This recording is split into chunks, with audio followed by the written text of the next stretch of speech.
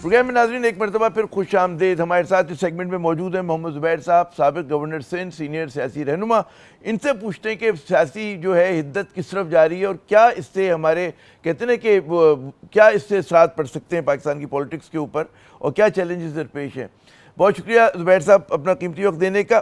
سارا جھگڑا جو شروع ہوا, ہم دیکھ رہے ہیں کہ اراکین گرفتار ہوئے پی ٹی آئی کے, اس بات پر کہ جی جلسے کا جو وقت تھا وہ بڑھا دیا گیا, 7 بجے کی جگہ جو ہے انہوں نے اوور شوٹ کیا لمٹ.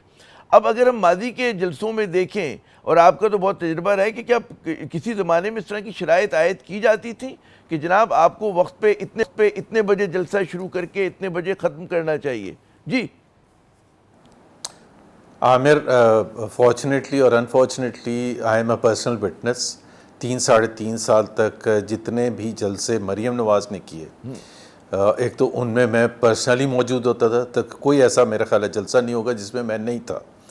اور چاہے وہ گلگت بلتستان میں تھا یا آزاد کشمیر کے مختلف علاقوں میں یا پاکستان کے کسی بھی جگہ. And I can tell you, اور یہ کوئی آپ مسلم لیگ والے سے آپ پوچھ لیں, یہ تو کبھی ڈسکس ہی نہیں ہوا تھا. ٹائمنگ کبھی بھی نہیں ڈسکس ہوا, ڈسکشن تک نہیں تھی.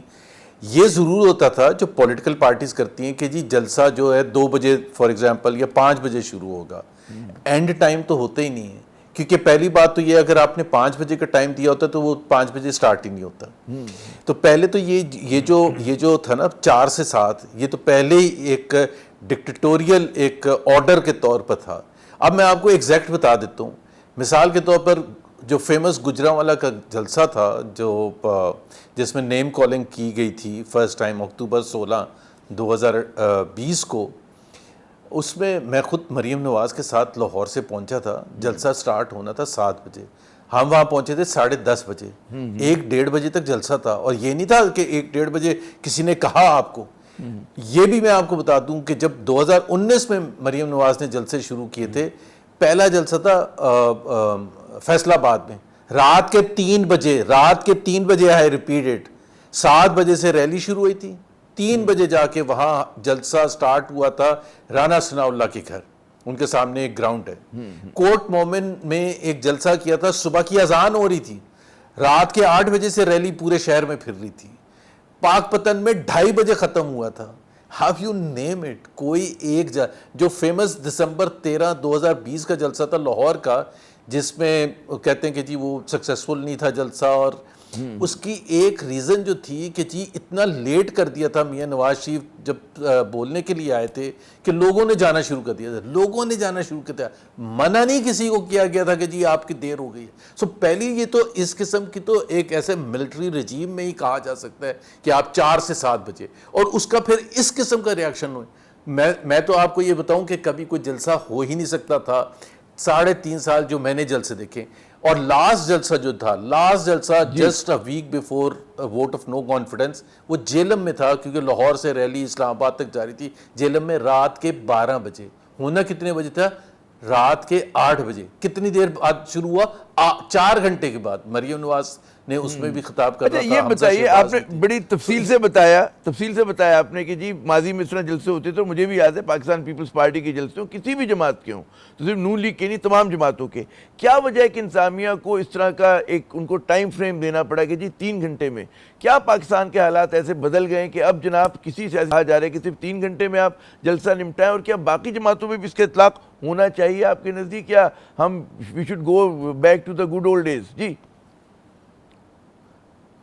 دیکھیں نا, میں بھی یہاں ہوں, آپ بھی یہاں ہیں عامر. کوئی بھی پی ایم ایل این کا جلسہ ہوگا آئندہ چند مہینوں میں یا آئندہ سالوں میں, یا پیپلز پارٹی کا ہوگا, کبھی آپ نوٹ کر لینا کہ 2 گھنٹے سے پہلے جلسہ سٹارٹ, یا ان پر ایسے قدغن. تو پہلے تو آپ دیکھیں, جب آپ کہتے ہیں کہ جی آپ نے رسپانس, آپ 7:30 بجے 6:15 بجے سے بیان آنا شروع ہو گیا تھا شاید ڈپٹی اسپیکر کا کہ جی اطلاع دے دی گئی ہے کہ 45 منٹ رہ گئے. کیوں اطلاع دے دی گئی ہے؟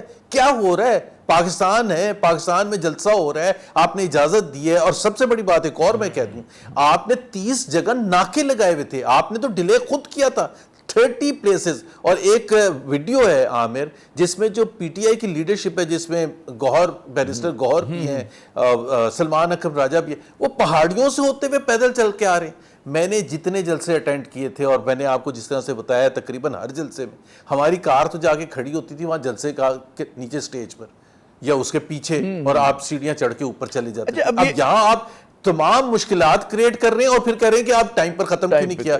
آپ نے وہ اقدامات کیے جس کی وجہ سے جھگڑا ہونا تھا، فساد ہونا تھا۔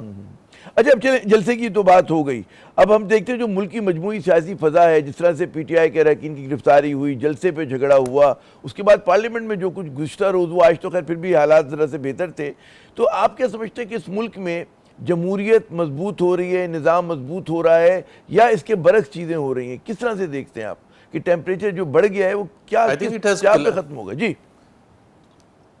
I think the political system has become dysfunctional, collapse ہو گیا، بالکل collapse ہو چکا ہے۔ جب پارلیمنٹ میں جا کے اندر گھس کے اور لائٹیں بند کر کے وہ اسپیکر صاحب کا میں سن رہا تھا بیان کہ سی ڈی اے کو بھی انہوں نے نوٹس دیا ہے جن کی مرضی سے لائٹیں بند کی گئی۔ اب آپ ذرا اقدامات اٹھائیں کہ یہ اس ملک کی حالت ہے کہ سی ڈی اے پارلیمنٹ کی لائٹیں بند کر رہے۔ اگر میں اسپیکر صاحب سے پوچھوں، آپ کو، مجھے، پاکستان کے 25 کروڑ عوام کو پتا تھا رات کے 8 بجے سے کیا ہو رہا ہے، تو اسپیکر صاحب کو نہیں پتا تھا کہ کیا ہو رہا ہے۔ اسپیکر صاحب کو نہیں پتا تھا کہ وہاں محصور ہیں ایم این ایز کتنے، 6 7 8 ایم این ایز وہاں موجود ہیں، اور جس طرح سے سیڑھیاں چڑھ کے وہ کیا گیا۔ تو واٹ ڈو یو کال دس؟ اگر پارلیمنٹ کی سینکٹیٹی ختم ہوگی تو جمہوریت کیا بچی ہے؟ ویسے بھی کون سی کوئی بچی تھی؟ ویسے بھی ربر سٹیمپ تھی، ویسے بھی ہر ڈریکونین لا وہاں پاس ہو رہا تھا۔ ابھی 2 دن پہلے جو اسلام آباد کے حوالے سے پاس ہوا ہے کہ جی جلسہ جو کرے گا بغیر مرضی کے تو 3 سال، اور میں تو آپ کو یہ بھی بتا دوں کہ اسلام آباد تک میں ہم نے جلسہ کیا، ادھر ریڈ زون میں جلسہ کیا، نہ کوئی روک ٹوک تھی۔ اور یہ جنوری 2021 کی بات ہے، if I am not wrong، شاید 3rd week of January 2021 تھا۔ اچھا یہ مجھے بتائیے کہ حکومت پہ تو تنقید ہو رہی ہے، اور بہت تنقید ہو رہی ہے، اس نے جس طرح کی قانون سازی کیا، جو انہوں نے انتظامی اقدامات کیے، لیکن پاکستان تحریک انصاف پہ بھی تنقید یہ ہو رہی ہے کہ جناب وہ بھی اپنی پرانی غلطیاں جو ہیں دوبارہ بار بار دہرا رہے ہیں، کہ وہ جس طرح سے مطلب ہے کہ جو ایک برنک مین شپ کر رہے ہیں اپنے جلسوں کے اندر، جو وہ زبان اختیار کر رہے ہیں، اور جو دھمکی آمیز ان کا لب و لہجہ ہے، آپ کے خیال میں اس کی وجہ سے بھی رد عمل ہو رہا ہے؟ اب بے شک ہم کہیں کہ جی رد عمل جائز نہیں ہے یا جائز ہے، وہ ایک الگ بحث ہے، لیکن پی ٹی آئی کو بھی کیا اپنی چیزوں کو دوبارہ سے ری تھنک کرنے کی ضرورت ہے؟ بالکل ری تھنک کرنے کی ضرورت ہے، دیر از نو ڈسپیوٹ اباؤٹ دیٹ، بٹ عامر دیکھیں رسپانسبلٹی جو ہے وہ حکومت وقت پر ہوتی ہے کہ وہ حالات سازگار۔ پاکستان کا ایک آئین ہے، اس میں جمہوریت ہے، اس میں ملٹی پارٹی سسٹم ہے، ہر پارٹی کو آزادی ہے، اور یہاں you are dealing with a party that is supposedly the largest single party in the country, آپ اس کے ساتھ ڈیل کر رہے ہیں۔ یہاں ظاہر سی بات ہے اگر آپ سازگار ماحول کریٹ کریں گے، اگر آپ کی پولیس کی نفری اس تابع ہوگی قانون کے کہ جی جس کے تحت آپ نے ڈیل کرنا ہے، یا آپ کے کورٹس آزاد ہوں گے جو کہ نہیں ہیں، آپ کی میڈیا آزاد ہوگی جو کہ نہیں ہے، تو پھر آپ کی اس قسم کی چیزیں بھی ریاکشن میں ہوں گی کہ جی کس ایگریسولی۔ اب ایک اتنے مشکل سے اتنے مہینوں کے بعد ان کو جلسے کی اجازت ملی، اور اس میں بھی بہت پابندیاں۔